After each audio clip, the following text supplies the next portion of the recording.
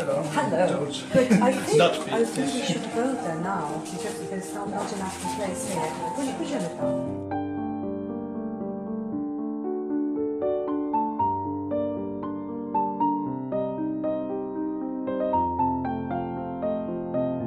Thank you for coming to Masolit this evening in Krakow, which you have a choice of many, many things to do, and here you are for this poetry reading. Thank you for coming.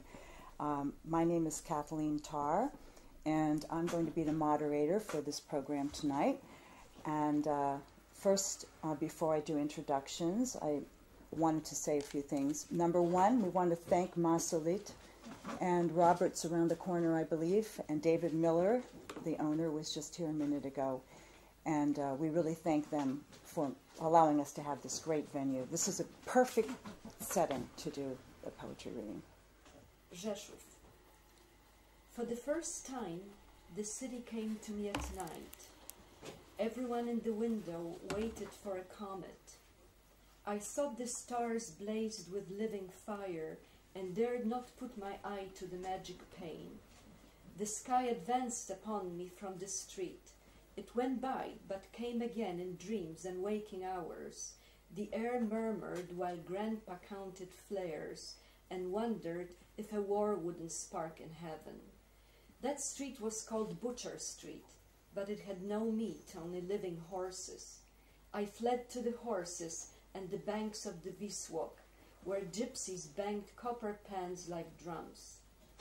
For the first time, Rzeszów came at night, and although no one said the word, I sensed the city in darkness roamed the earth and sky, and would still be there at the break of day. Rzeszów. Po raz pierwszy miasto przyszło do mnie nocą. Wszyscy w oknie czekali na jakąś kometę. Wydawało mi się, że gwiazdy żywym ogniem świecą i bałam się włożyć oko w magiczną lunetę. A niebo sunęło na mnie od strony ulicy. Przeszło obok, ale potem wracało na jawie i we śnie. Mruczało powietrze, dziadek błyski liczył i pytał, czy kosmos wojny nie przyniesie. Na tamtą ulicę wołali rzeźnicza, ale nie było tam mięsa, tylko żywe konie. Uciekłam do koni nad brzeg Wisłoka, gdzie w miedziane rondle jak w gongi stukali cyganie. Po raz pierwszy Rzeszów pojawił się nocą. I choć wtedy nikt głośno nie wymówił słowa miasto, czułam, że ono po ciemku szło niebem i ziemią. I jutro wciąż tu będzie, gdy zrobi się jasno. I'll just read one. I've chosen, since I'm from Alaska, I naturally chose the one. It's called Ode to Snow.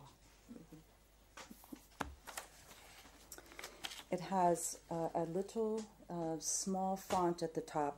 Ryszard Kapuscinski died today. Ode to Snow.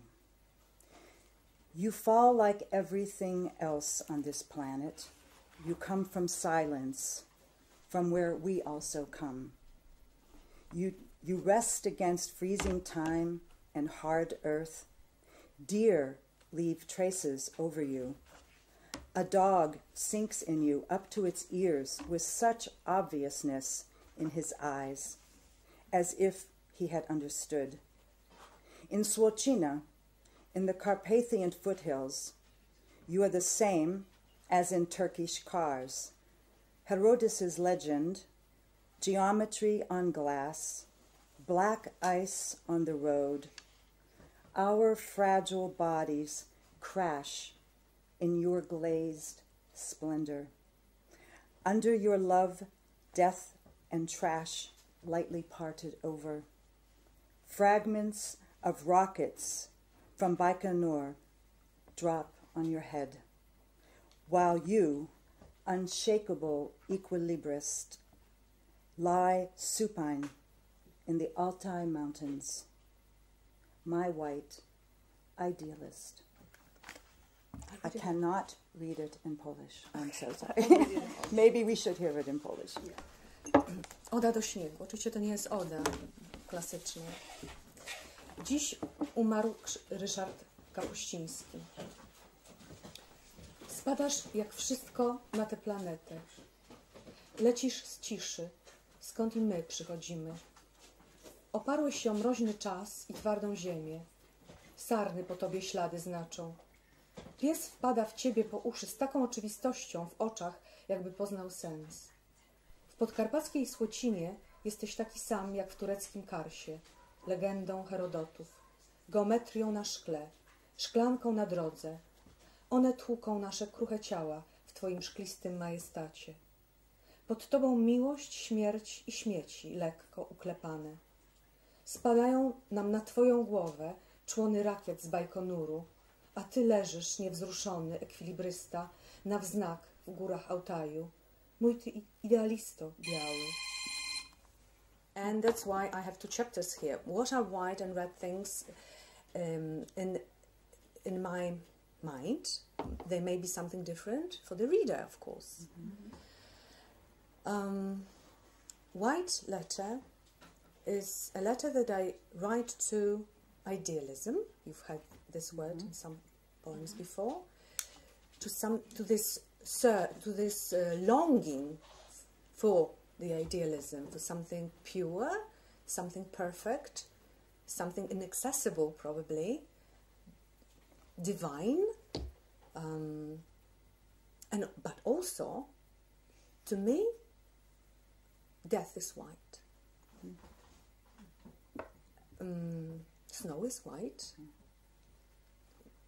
Snow meaning snow and meaning other things. And also not really neutral, but something sterile. When I'm maybe too devastated with something, when the bad feeling is strong and happiness is overwhelming, probably I'm hiding it in the sterile, not in the neutral, in the color that is no color, that is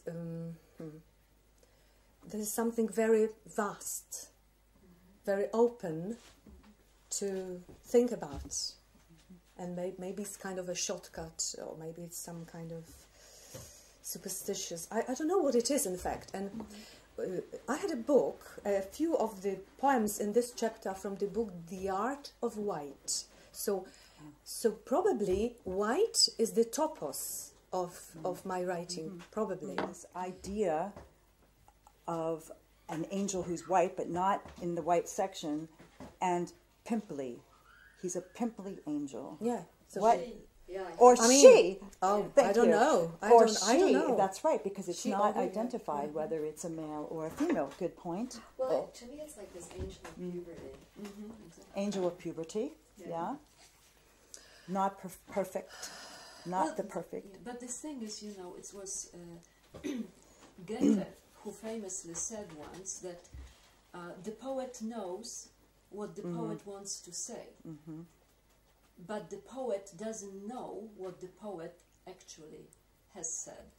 That's Oh, true. what the That's poet true. has So actually said, maybe right. you should not say anything. That's about right. it. Yeah, right. Because we know better. That's Yeah, true. right, We know yeah. better. That's true. I'm And we'll joking. have our own idea But about that's it. of course very important in Yeah. translation. Yeah. But of it's course. a good point. Yeah.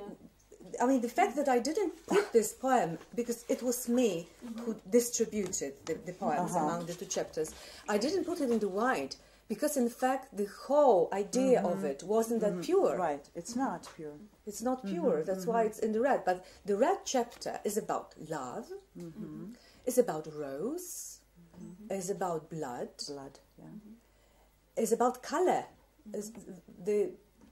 It represents vivid color. Vivid that- color, vivid experience. vivid- Yes, struggling for life, struggling for feelings, being overcome with remorse, which is, I mean, black is closer to white. I can see it like this.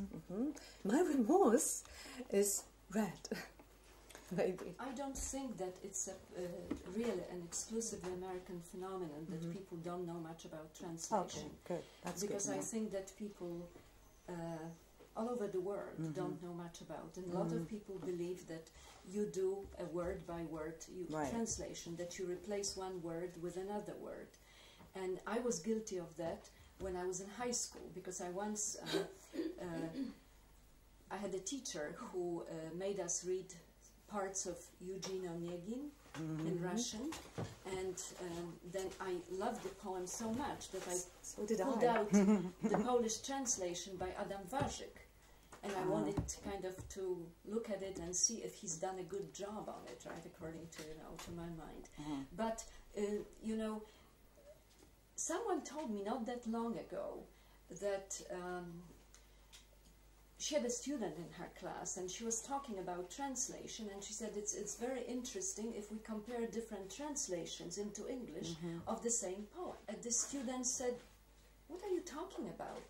How can we compare these translations? Wouldn't they all be the same?" And so of course that's obviously shows this incredible ignorance. Right. But someone once said, and I like to quote that if you gave two translators, if you ask two translators to translate the instructions of sticking a stamp onto an envelope, each of them would do it differently. Yeah, of course. And that's absolutely true. And, I think that translation is a kind of reckless undertaking because it is difficult on every level. It is. And for instance, I shy away from translating rhyming poems because English is not my first language, obviously, and I did translate a few in the past that rhymed, but then I asked American poets to look at that and see if the rhymes weren't some doggerel, or rymy częstochowskie, as we say in Polish. But I think that what you want to do, you want to be faithful, but at the same time, what you're trying to do is make sure that the end product will actually be a poem. That it will be a poem in the target language. Because you can do a prose translation of any kind of poem, or you can do a literal translation, or as they call it, philological translation, but then very often you will lose all poetry. In English first. The eye of John Keats in Rome. For hours it stands in the window. Once in a while it casts itself onto the Spanish steps, or into the Tiber. On the steps it bursts, and then like a gel medusa returns intact into the dark-skinned palm of a street vendor. In the water it swims, and then flies to dry its wings. It sweeps the Hadrian arches of the bridges, the sky of the Vatican domes, the horizon's caravans of pines. In the evening it orders the same wine in the same bar. At last it returns to the window and writes on the pane with its finger. The crowds on the steps won't let it sleep. It doesn't know what to do next, so it starts all over, from the pupil, from the core. Oko Johna Keatsa w Rzymie. Całymi godzinami stoi w oknie.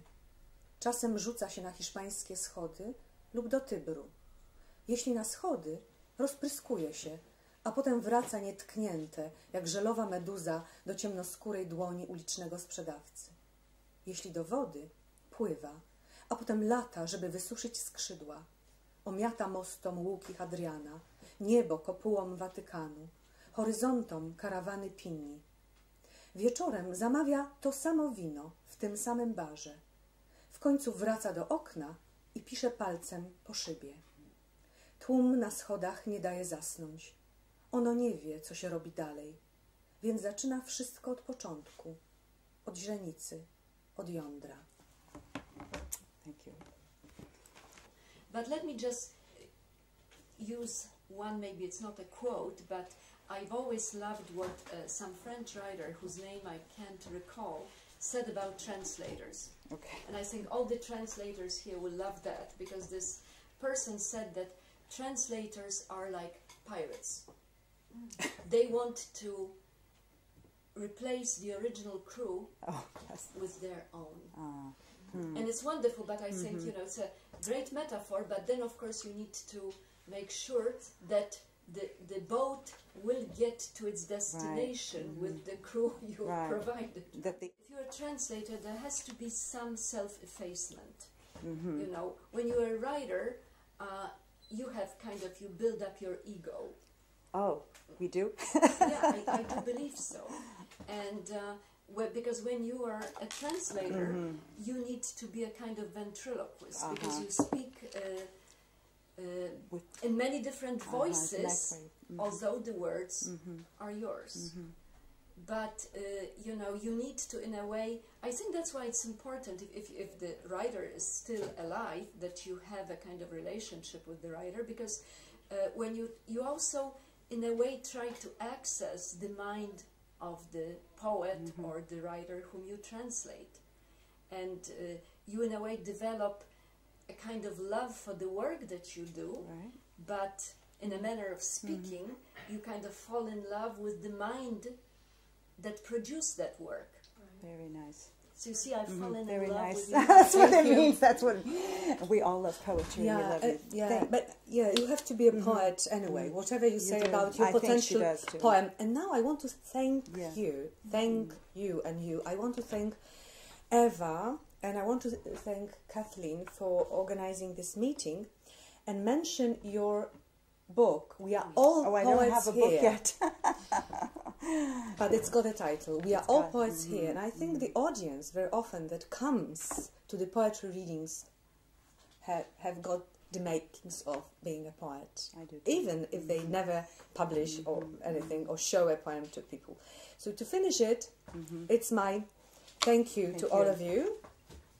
Reading a poem, okay? Short one. A poem. I'm a poet. You are a poet. He's a poet. She's a poet. It's a poet. We are a poet. You are a poet. They are a poet. Solemn, in a dark suit, in sleeves, pen, legs, in the right hand pocket, in the noose of a necktie. I read my poem. I listen to my poem. I am my poem, without sleeves, without pockets, without pants, without shoes, without shoelaces, without a noose. I don't have to write or read. I don't have to be a poet or a poem. My poem, no one's poem, or no poem's poem. I don't have to be. There's nothing I have to. I don't have to. I have to. Have to. Very good. Read it in Polish, though. In Polish? I think so, yeah. And that'll be the end. Wiersz. Ja poeta, ty poeta, on poeta, ona poeta, ono poeta, my poeta, wy poeta, oni poeta. Uroczysty, w ciemnym garniturze, w rękawach, nogawkach, w prawej kieszeni spodni, w pętli krawata. Czytam swój wiersz, słucham swojego wiersza. Jestem swoim wierszem, bez rękawów, bez kieszeni, bez spodni, bez butów, bez sznurówek, bez pętli. Nie muszę pisać, ani czytać. Nie muszę być poetą, ani wierszem, swoim wierszem, niczym wierszem, ani żadnego wiersza wierszem. Być nie muszę, nic nie muszę, nie muszę, muszę, szę, Thank you.